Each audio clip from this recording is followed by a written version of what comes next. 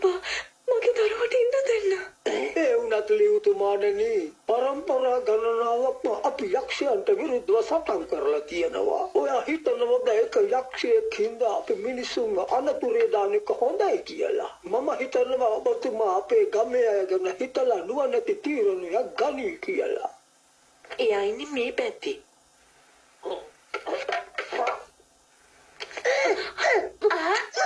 ආන්න දැකද? මම ඉන්නවනේ ඔයාට බය වෙන්න එපා.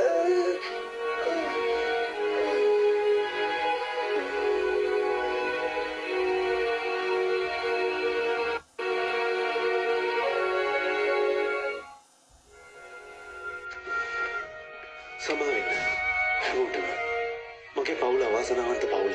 ඒක මම දන්නවා. ඉතින් මගේ පුතා මේ අවාසනාවන්ත ඉරණමට අහුවෙච්ච ගොදුරක් විතරයි. මගේ තුන් හිතකින්වත් අහිංසක දරුවෙක්ව ඝාතනය කරන්න බෑ. මේසගේ අධ්‍යාපන කටයුතු ගැන මම බලා ගන්නවා. ඒ වගේම මම පොරොන්දු වෙනවා එයාට ගමට අඩියක්වත් තියන්න දෙන්නේ නැහැ කියලා.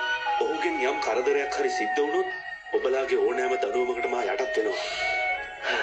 මොන වුණත් කතාව මේකයි. අවුරුදු 3 එයා ජීවත් වෙන්නේ. මහා ශාක්‍ය සාමතුමා මුතු වැටේට ශාපයක් කළා. ඉතින් තව අවුරුදු 3කින් අකුණක් වැදිලා එයාගේ ජීවිතේ නැති වෙනවා.